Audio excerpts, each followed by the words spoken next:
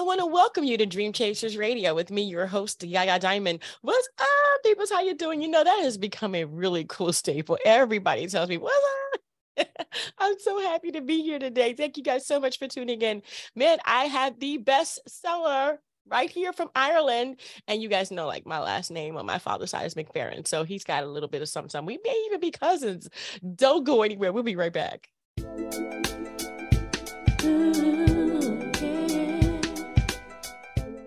Welcome back to the show. So I wanted to say I am so very excited to have my next author on the show today. Mr. Tom Richards is here. He is the #1 best-selling author in Ireland. And I'm so happy and just graced. I mean, he even showed me like this hillside of where his house is. I'm jealous. Okay, I'm going to get over it. Mr. Richards, thank you so much for joining us today. Yeah, well, thank you for calling me Mr. Richards. Yahweh. It's Tom. So, Tom, thank you. Thank you all the people watching and listening to this. I really appreciate it. No problems. So tell us about yourself. How did you become this amazing author? I don't know how amazing I am. I mean, it is true. I started, it all started back in 1993. I started writing a thing called The Lost Scrolls of Newgrange, and that went to #3 in the young adults bestseller list in Ireland. And then the next novel was Hotfoot, and that went to #1 over here. And I kept writing. Then I started writing screenplays, and I optioned Hotfoot to my best friend, Liam O'Neill. And unfortunately, Liam can't be with us now because I'm afraid he died of COVID about 21 months ago. And my best friend. But that's how I started. And I kept writing. And I write every day. You know, that's what you do. Yeah, I hear you. I hear you. Wow. I'm so sorry about your best friend. You know, I kind of know, whether they're here or not, when they're absent, it is horrific. Yeah. It was. It's been a terrible time. Yeah. I'm sorry about that. But as you go on, how is it that you can do this and not even understand how it's done sometimes, but at the most be a top seller? I mean, when that happened to you, how did that make you feel? Now, when you say understand, you have to understand what you're writing. Mm-hmm. I've taught sophomores in college screenwriting, and I'm giving free writing courses on TikTok. You can find me at Tommy J if you want to look me up. They're free. You have to understand exactly what you're writing, particularly in screenwriting. You've seen feature films. Mm-hmm. Castaway is one of my feature films. Every shot, everything you see is pre-planned. There's not one word in a screenplay. I mean, a screenplay is only about 20,000 words long, 20 to 30,000 words long. And I mean, you want to make sure every word makes a difference. So, Wow. So, I mean, today I got done with something new, my next novel. This will be my 11th or 12th, one or the other. It's called Unbaptized. And the story takes place right here.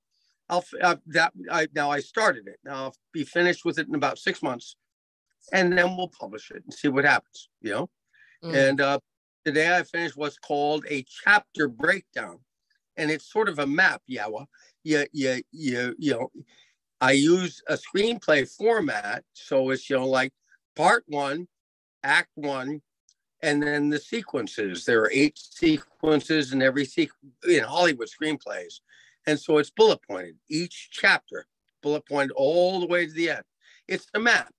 Mm-hmm. So you don't get lost. Many people want to write novels, and they'll start, and they might write a chapter or two, and they get lost. They don't know what else to write. And there's a novel in everybody, every of us. Keep going. Mm-hmm. And, so I mean, well, it's free. I mean, look me up if you don't mind on TikTok. As I say, Tommy J. Tommy J on TikTok. Got it. TMMY. They're free. So I mean, you know, and it tells you how to use a proper structure. And then I think I've done about 20 lessons right now or something like that. That is amazing. So every word means something. Every word has to be directed to the point. I mean, is that because you only have a certain amount of time to get through the entire story and you want to make sure that every ounce of the story is described purposefully? Yeah. I mean, there are certain writers and directors who can get away with 3-hour films. We're seeing a lot of those right now. Most films are 120 minutes long, 2 hours, almost exactly. Some are less, like horror films are 90 minutes long, about. And I mean, you know, it's really, really hard. You know? I can't imagine. You know? So Is it better to write a novel than to write a screenplay? Or should you write a novel and then turn it into a screenplay? Which way is harder? well, writing the novel first helps. Now, with Dolphin Song, we went backwards. Liam and I started the Dolphin Song screenplay 24 years ago, and I could not do it. I have upstairs is my laptop, and I probably have 50 or 60 different renditions of it. You know, I mean, I didn't know what to write. And then I took some screenwriting courses in Europe, and I started to learn how to write.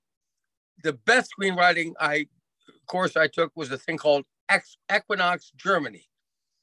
And I walked in there, and I can't remember her name. God, what she did?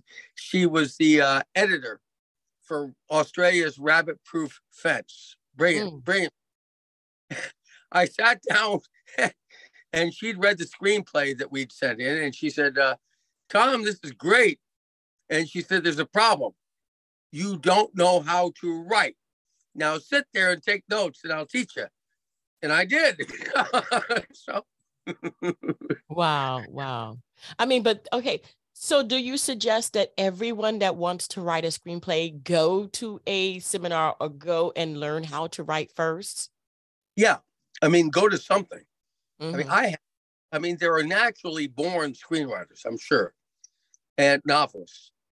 But I mean, I'm reading the Rama sequence series by Arthur C. Clarke right now, one of my favorite novelists.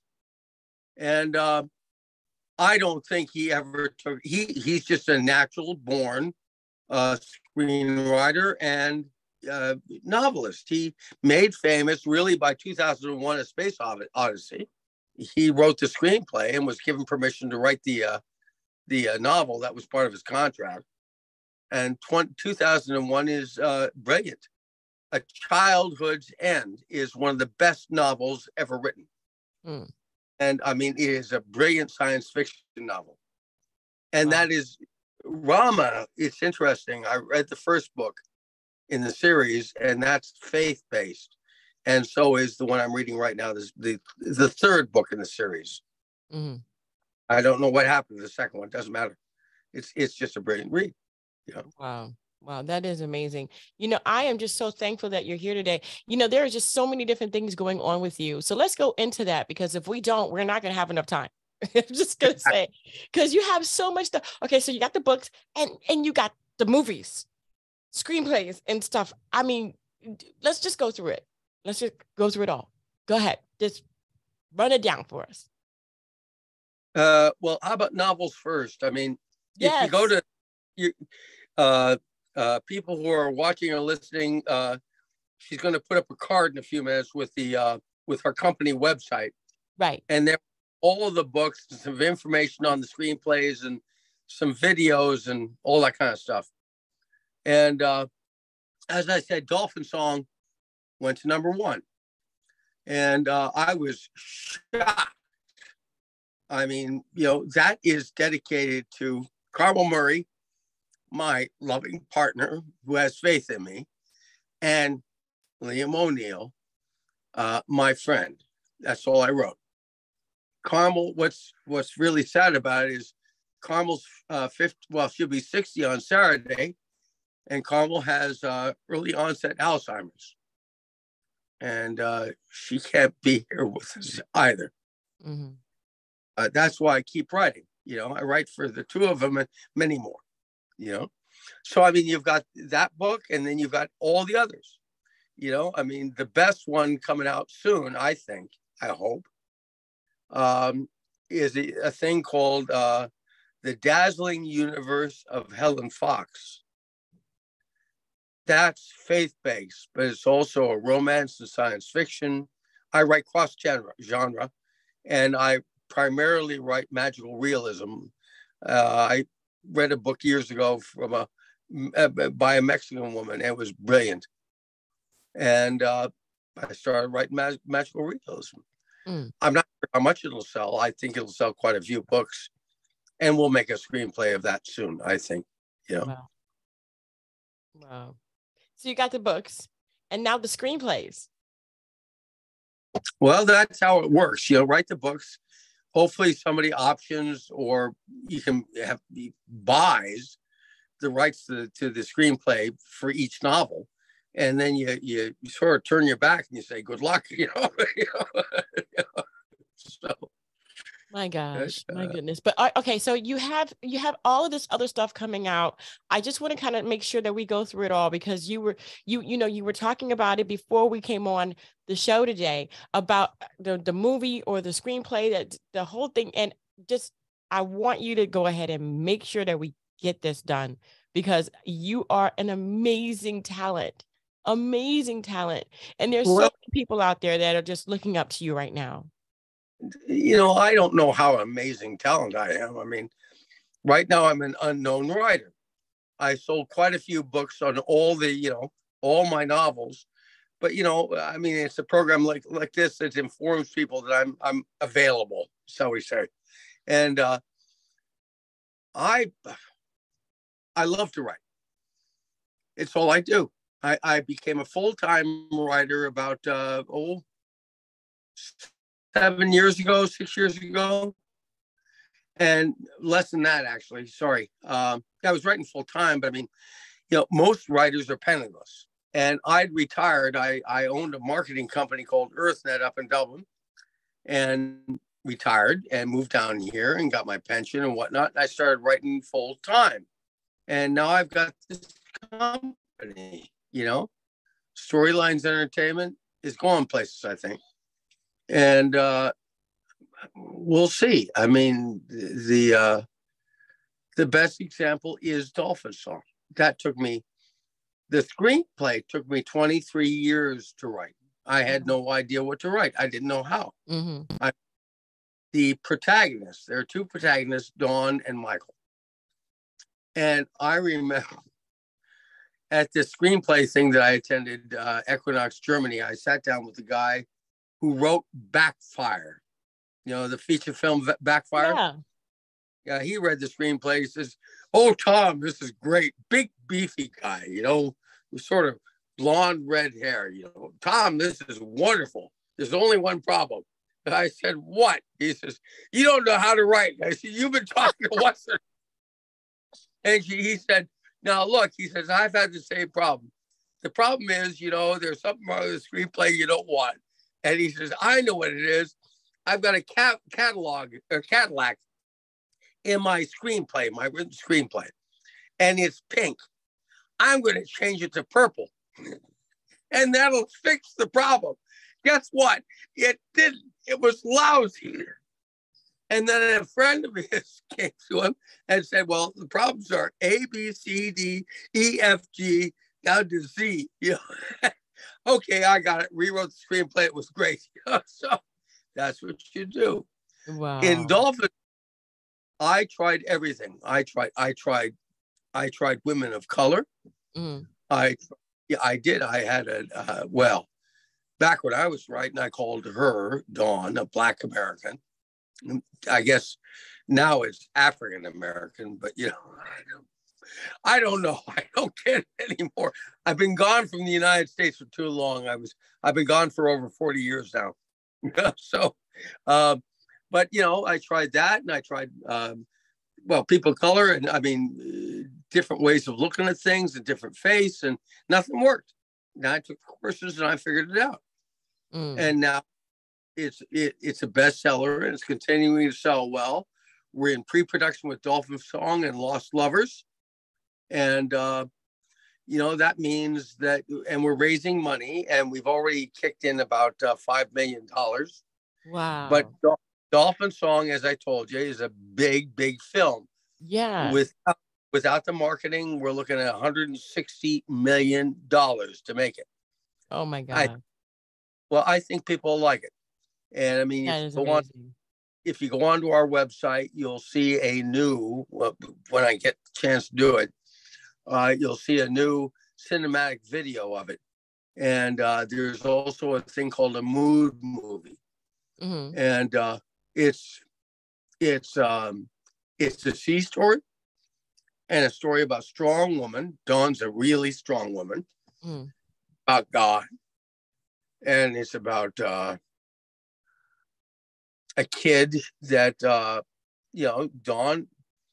Dawn and Jason, that's her son, watched as a trawler holding her husband in the hold, below decks, sank. A huge big fire and explosion. And she turned around and there was a pod of dolphins swimming. And she watched as a unique white-faced dolphin plunged into the sea and rescued this guy. Wow. And I'm not going to go any further. You can buy the book. I'm already in it. Oh my gosh. Okay. all I'm going to say is that he's alive. All right. Right. Yeah. And the last scene in the last chapter has Dawn and Jason and Michael changed beyond any recognition. Guess what? They're dolphins now. And they sailed to the west. Right there to the setting sun. I can look at it. And sailed to the west. And the last line is, Michael, this is not the end of our story. This is the beginning. And that's the way, when people die, and this is the faith I have, you have, right. A lot of people, where do you go when you die? I think we go to heaven. And that's what Dolphin Song says. We go to heaven, we get to see our ancestors, our relatives, the people we love most.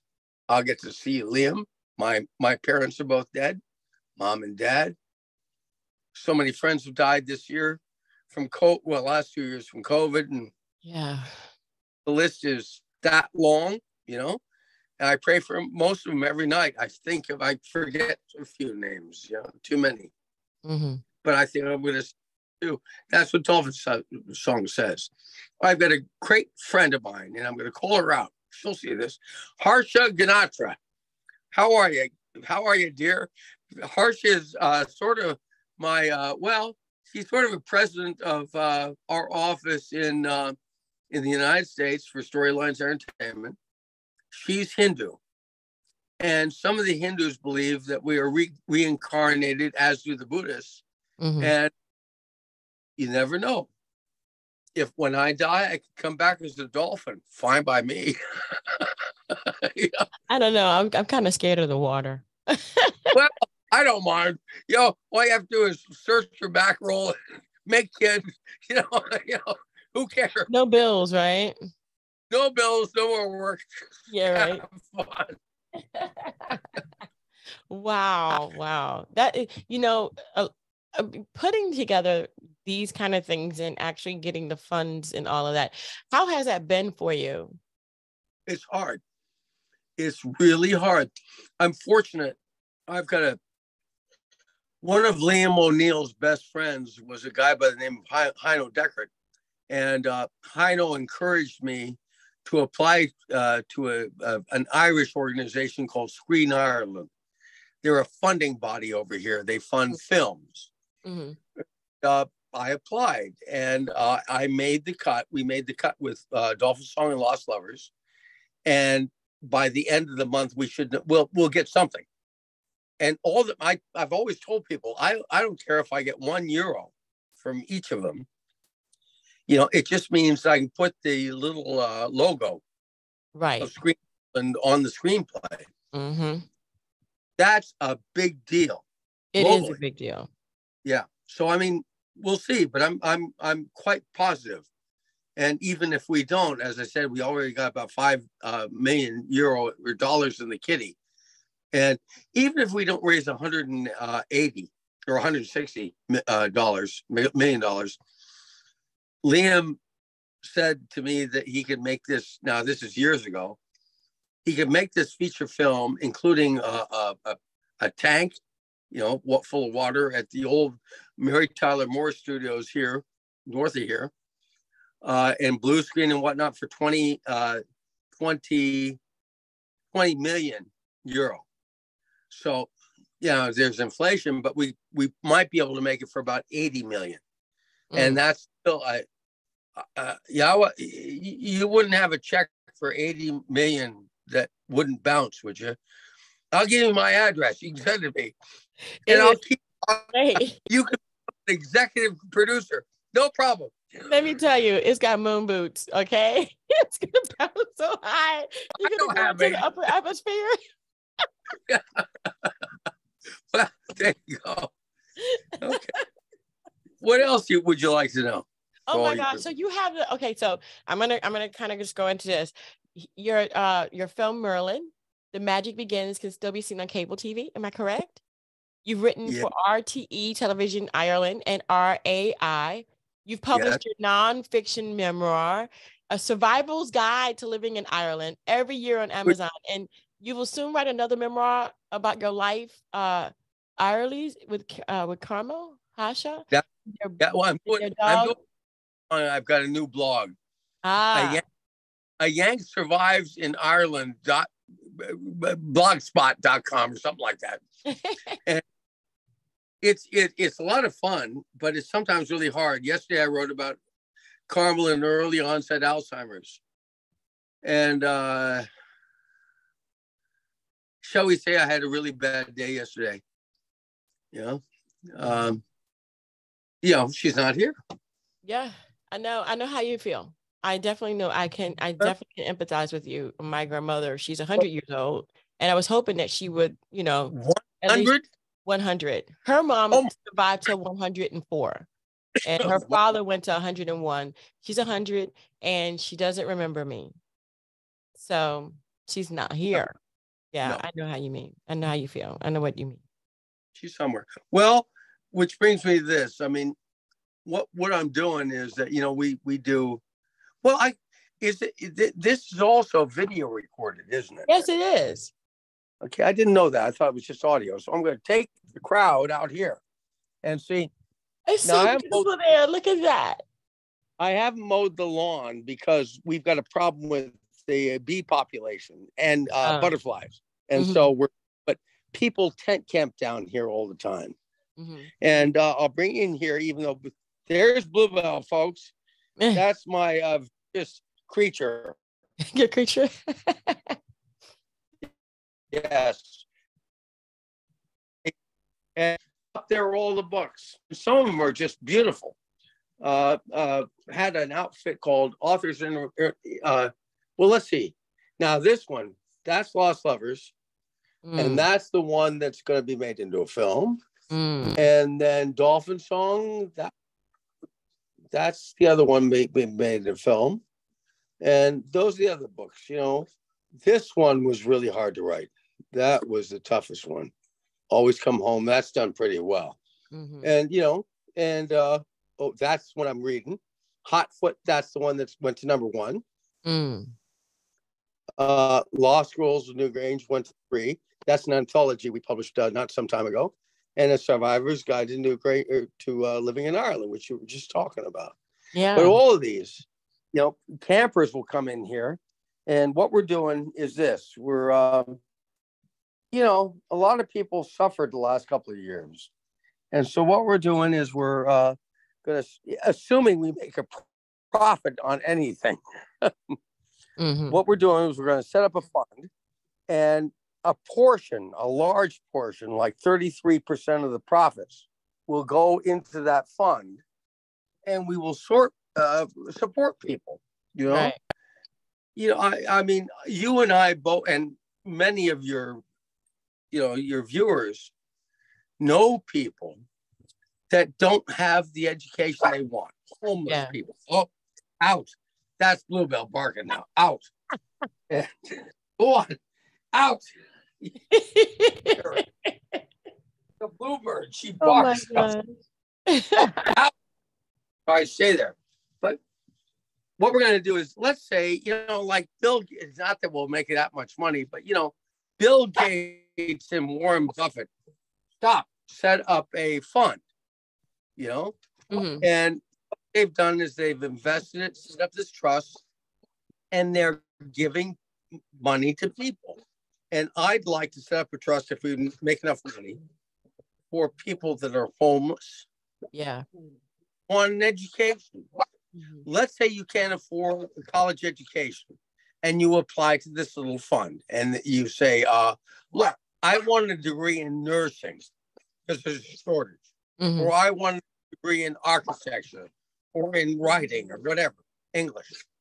And we'll look at it. You know, this little tiny committee will look at it and they'll select a number of them and they'll say, okay, we're going to give you a soft loan. And what that means is that you get the loan for whatever your school fees are. And if you get a job and make enough money, you pay it back. And then I want to give money to people that are suffering from Alzheimer's and dementia and the surviving families of COVID, people that still have COVID. I'd like to give some money to the survivors of 9/11, you know, people that need it. Yeah. Yeah. Yeah. So I'm going to bring out dog. She's a very vicious dog. And she goes in circles. She goes in circles because she's half blind in one eye. But and what you do is you take one of these little bonio things and then you go like this. Bluebell, here, out. And that's that. Wow. It works. It does. She's going to be in the cast of one of the films. Starring role. Wow. Wow. Well, your films are scheduled to open in 2026 with the pre-production happening right now. How is that feeling for you? Again, I'm nervous about it. I mean, about 1 in every 1,000 screenplays are made into films. Something like that. And I mean, you know, the odds are against us, but we just keep trying. You know, one of them will go to films. And I mean, you know, one of them. And, you know, if you got 11 books and maybe 7 of them might be worthy of a screenplay, which means they could be turned into a feature film, you just keep plugging along, you know, and it's hard. And I mean, George Lucas, you know, made famous by a little thing called Star Wars. I read up about it. He started with nothing, absolutely nothing. And what happened was he was writing 2 films at once. He was writing Star Wars and one of the Crusades. Come on. It doesn't matter. He was writing 2 films, right? And he finished Star Wars and he walked into this producer's office and he said, here's my screenplay. Guy had read it. He said, George, this isn't going to go very well because it's sort of cowboys in outer space. And George says, well, you know, I think it's going to go very well. So the direct, you know, George, he had quite a name for himself, and George agreed to put up money. And it was probably co-produced. I can't remember. But anyway, now, George, what about your fee? You know, you need a director's fee and a writer's fee. And George says, okay, I'll take a producer's fee. I want to be a co-producer. And I'll take a little bit of a director's fee. I don't want a writer's. I won't take any director's fees or writer's fees. And the producer said, why? He says, well, what else do you want? I want the merchandise for Star Wars. And then Star Wars took off, and every time you buy anything, a little Pez thing, yeah, Lucasfilms makes a penny. That was amazing. And that's how so you don't know. I mean, I'm gonna, when we sign, if we sign contracts, Storylines Entertainment is sort of in the driver's seat on this because we own all the rights. And what I'll agree is I can say, look, you can have if it's a book, you can have anything to do with print. If it's a producer, you can have anything to do with the screenplay, but we keep the merchandising rights. Yeah. Yeah. Yeah. That's And you also have Always Come Home. What is that?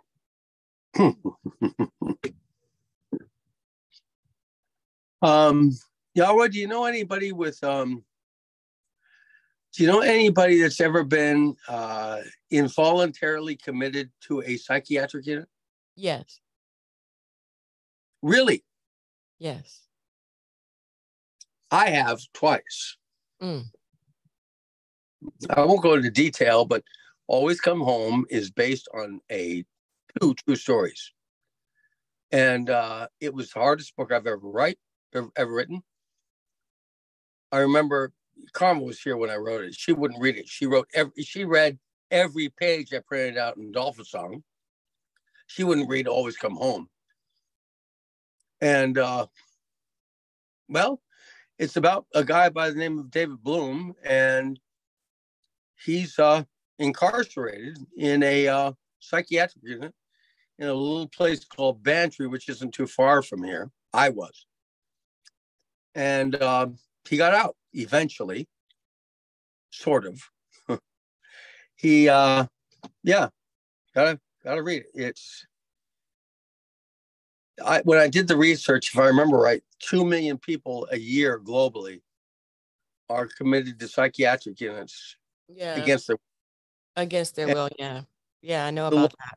Mm-hmm. The laws got to change. I mean, now when I went in both times, there was the best time was the first time I went in. I went up in a little town called Navan, County Meath, about 7 hours drive from here.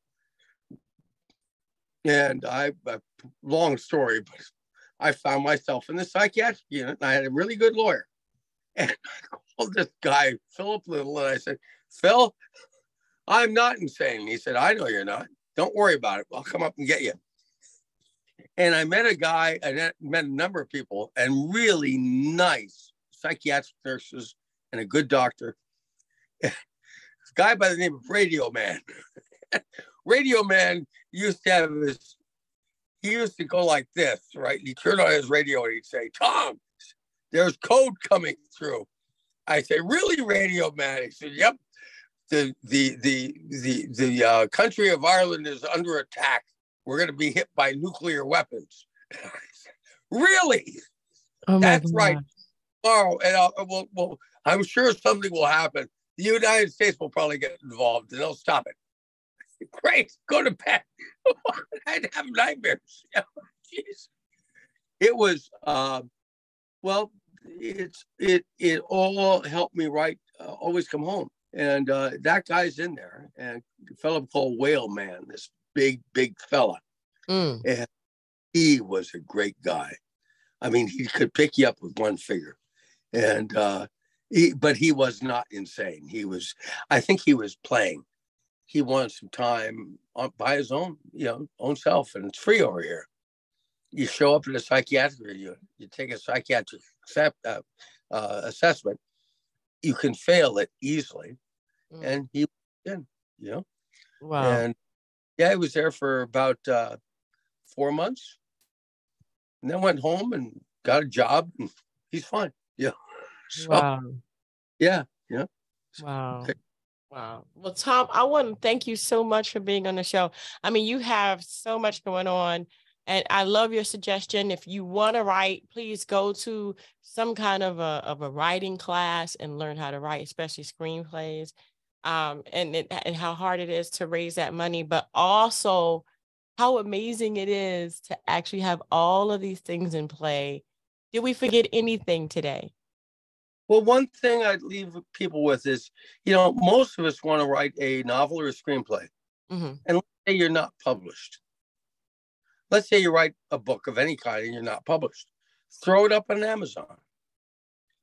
You might not make any money, but you are now a published author. There you It go. helps. It makes you more confident. You know, you need a cover, but you can do that easily on Amazon with a thing called Cover Creator. So you don't need any help. Just do it. That's it. Wow. Well, thank you so much, Tom. Yahweh, it's been a pleasure. And thank you so much, too. And to all the viewers, farewell from absolutely lovely Irish in Southwest County Cork. Thanks a lot. Appreciate it. God bless you all. And you too. And you too. And thank you guys so much. Don't forget to Dare to Be Different. We're going to have all of this information about Tom's books, all of it, everything, the website, everything in the description box below. So it'll be easy for you guys to go ahead and get that. And don't forget, this is how we do. We support each other here. So go there, look at it, follow, like, comment, subscribe, whatever you got to do, whatever you feel you have to do. And also, if you feel like you need to read some of those books before they come movies, that's a good thing too. All right, guys, until next time. Bye. Thank you so much for stopping by. Don't forget to like, comment, and subscribe to this channel. Hit that notification bell so you'll be notified the next time that I upload. And don't forget to Dare to Be Different. Until next time, guys. I dare to be different. I dare to be different.